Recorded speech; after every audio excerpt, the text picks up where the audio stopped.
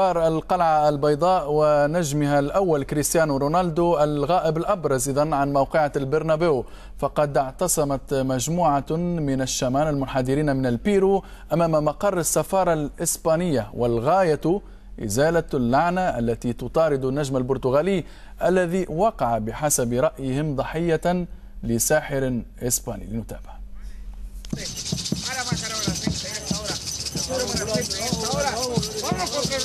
المكان السفارة الإسبانية بالعاصمة ليما. الزمان 19 من أكتوبر. أما هؤلاء المشعوذين فليسوا إلا مجموعة تعرف بالشمان. هم سحرة دينيون يدعون بأن لديهم قوة تتغلب على النيران وبإمكانهم معالجة المرضى في أي مكان. الغاية من هذا التجمع إبطال مفعول سحر لحق بنجم ريال مدريد كريستيانو رونالدو.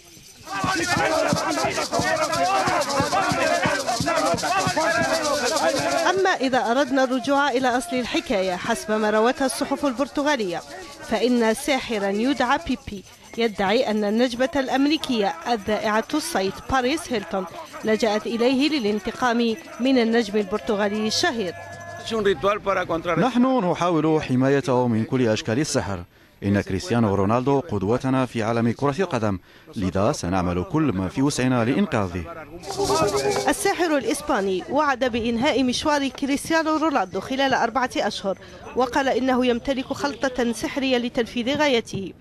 خبر كهذا سيكون بمثابة هدية من السماء لعشاق برشلونة، لكن لا يفرح كثيرا، فهؤلاء الدجالين أكدوا أنهم سيقومون بنفس الطقوس، لكن هذه المرة لحماية نجم برشلونة ميسي. سننتظر نتيجة هذه الطقوس عند عودته للعب.